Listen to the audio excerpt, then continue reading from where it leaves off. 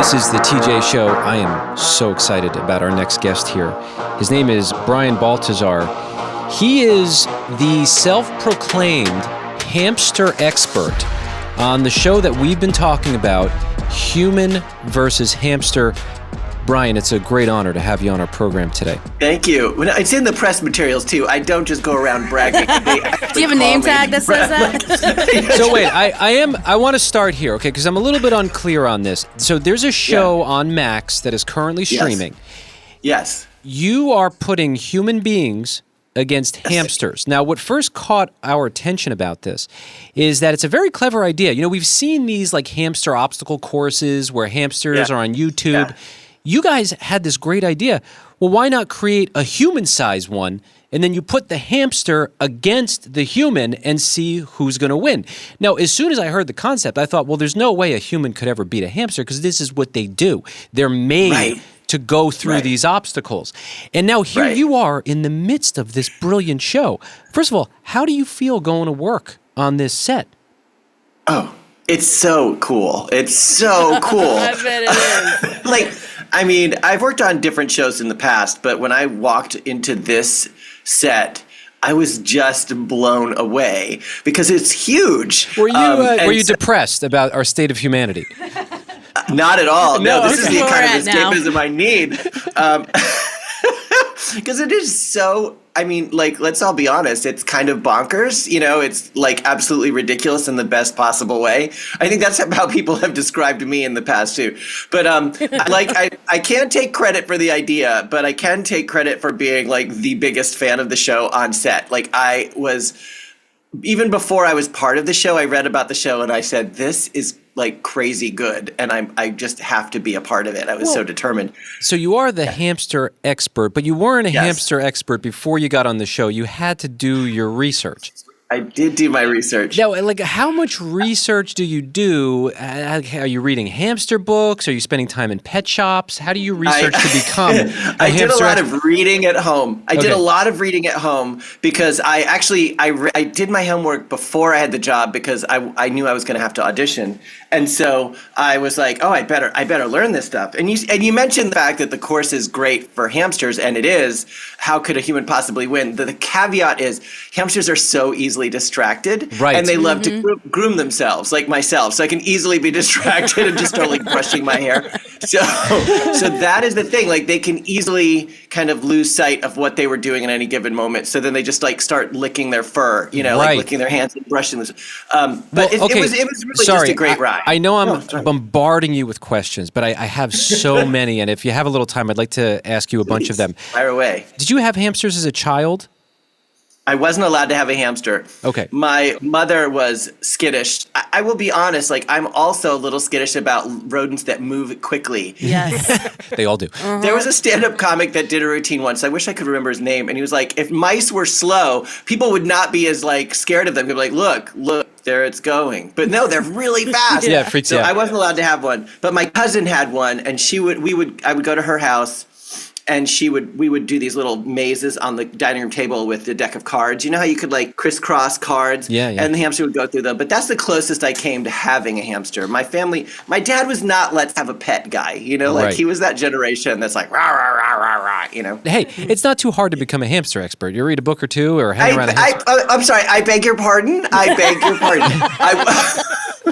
Rude. Right, you did all that work. Okay. I apologize for saying, quote, hamster expert every time I bring it up. I will say, though, a funny story. Someone then used AI to search for hamster experts for something. And then the top result was a guy also named Brian. And it was all this extensive scientific higher learning that this person did in the field of hamster research. And below it was me. And you read his stuff, Brian, before you. I mean, this guy's I went to school for 10 years, and I was I've been on a TV show for 8 episodes, and I'm right up in the same result. That is so funny. You guys have to do something with him. Have you thought about reaching out and putting him in that position to face you? No, I would have a showgirls moment and have to push him down the stairs. No, I do not need competition. We don't need more than one. There's a finite amount of information to share on the show. By the way, I have to give you guys credit. You know the show. You really do know the show. Oh, yeah, we know the show, Brian. Now, listen, I know we're all having a good time here. We're all laughing, but there's some serious controversy around this Okay. show. So, there? most recently, there was a competition where a hamster had a tiny corn on the cob and a human had a full-size corn on the cob. Now, in the show, the hamster was awarded the victory that he ate the corn faster. But what we found out afterwards is that the hamster still had pieces of his corn in his cheeks. Yeah. Wow. So technically, he hadn't swallowed the corn yet. Well, And yet I he love was that you treat hold this on. like the Zapruder film. No, let I me love that you're finish. like zooming in. You guys awarded that hamster and said that he won that competition. Well, interestingly, though, no, TJ, I'm going to have to politely interrupt you to say that the rules for the humans are also that as long as it's in their mouths, they don't actually have to swallow because, hamsters hoard food in their cheeks. That's the whole incentive for the hamster to eat fast, is that they're not actually eating it. They're only storing it for later. Okay. They're eating some of it, but they can hold 20% of their body weight in their cheeks. See how much knowledge I'm bringing to the show, by the way? Thank you. I've been shown up. He is a hamster expert after all. Yeah, the humans would get credit as long as it was in their mouths. So, so I was trying to start Cheekgate, but it looks like there is no Cheekgate, Jabo. Sorry, nice try, TJ. The hamster did win fair and square after all. Yeah. Brian, now you've worked with all 10 of these hamsters. Which one would you say has a beast in them? Which one's the most competitive? Ham. I think people are really responding to Ham. Horrible name, by the way. I love Ham. I think Ham and Nasher are really resonating with people. Kevin is kind of funny, but I think Ham is the one that people are really into. All right, he's a competitor. He's a beast. When you're on set, do you ever pick up the hamsters? Do they give you access to the hamsters, or do they keep them in a safe space? The nice thing about this is you actually never see us as hosts or competitors actually touching the hamsters, because we do have special staffers that are assigned as we have animal safety officers essentially that are kind of ensuring the safety and health of the hamsters.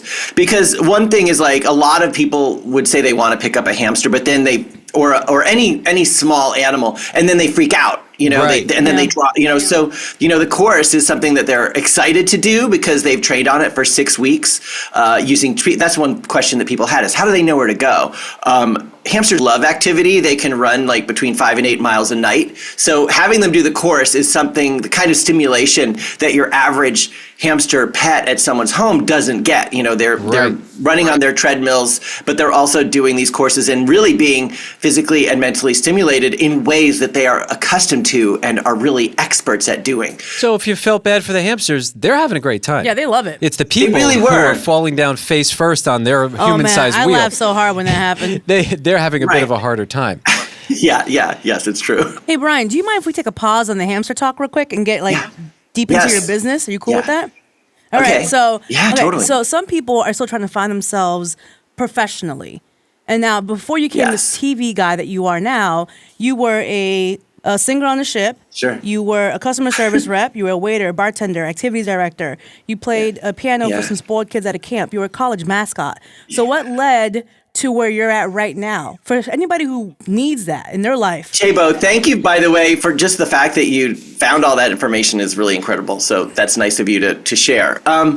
I think so many of us right now are wondering what our next move is and what our next chapter is. Even myself, these shows, once they're over, I then have to kind of go look for my next thing.